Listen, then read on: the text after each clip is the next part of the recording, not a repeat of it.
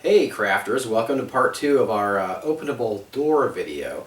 Today we're going to paint the door and do the finishing details, i.e. the door handle. So let's go to the table and we'll finish those doors up.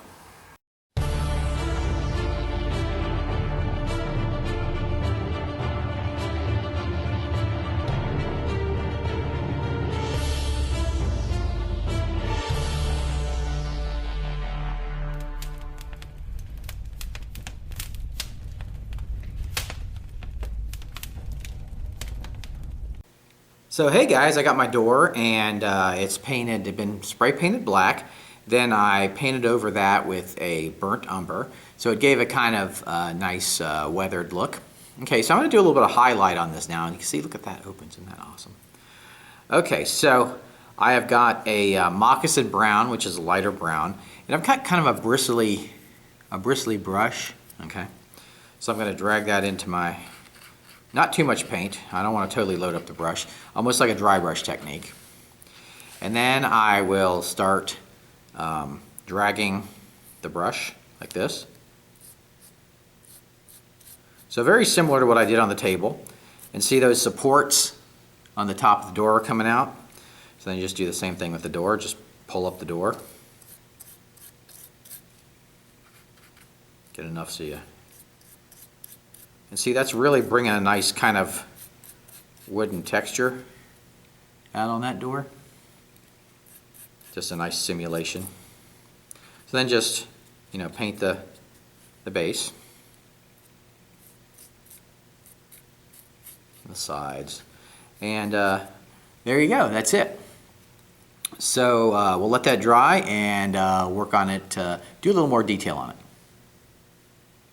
Now this door is fine just the way it is, but I'm going to add a little more detail. Okay, so make sure also when you paint this that you paint the edging of the door.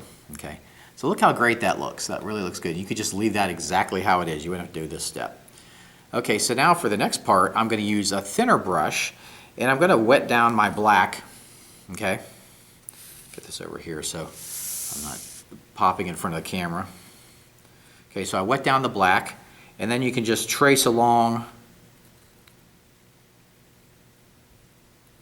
the edges there.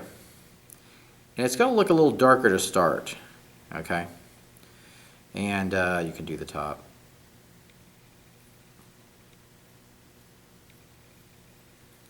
All right, so you get kind of a differentiation there, or that just shows up. So you can also do these side support beams here. And see how that makes this pop out a little bit. This is not something you have to do, but you could. You could also kind of try to pick out the beams on the door if you want. Like I say, not required. And then we're going to want to get that door part there.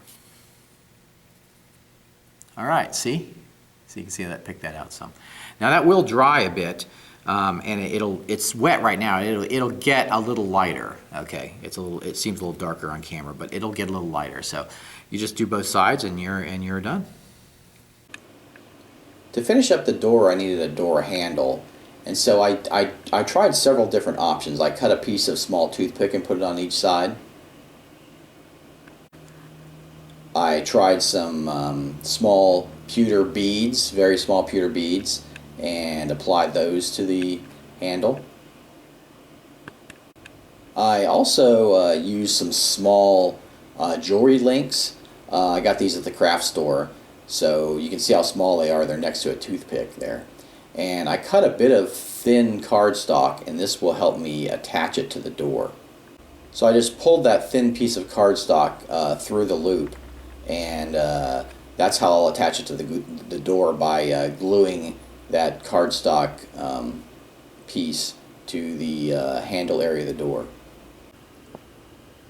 I cut 1/2 inch strips on the magnetic sheet, and I'm going to glue them to the bottom of the door. Now the strips have self-adhesive, but I find that you need to accentuate that with the strength, so I use the white glue to glue those strips on the bottom of the door.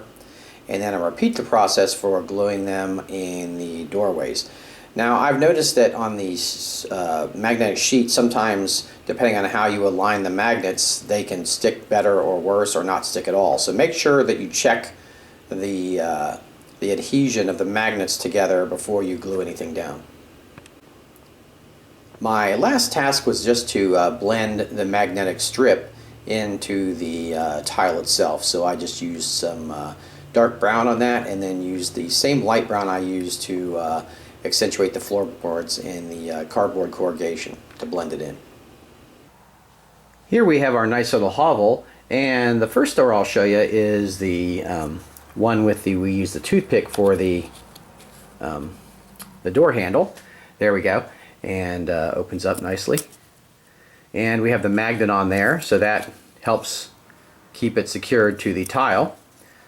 Our next one is the one where we use the bead for the door handle, and that just fits right on there, and then opens right up like that. There we go. There's our second door. And the third one we use that link for, and here it is. So it gives a nice effect, and then opens up the same way as the other doors. So there we go. Some different styles of doors you could do for these opening doors. And there we go. See you next time on The Craft.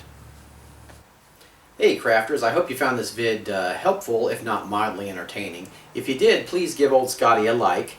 Also, make sure you check out our resources. We have a Facebook page, a growing Facebook page, and that link is listed below.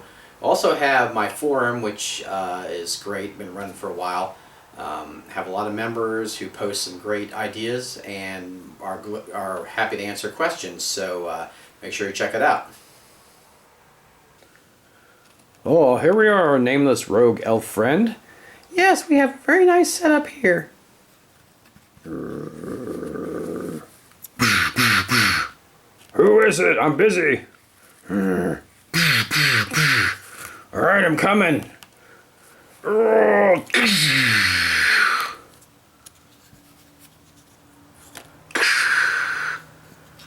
Stay tuned next time when we do wooden debris.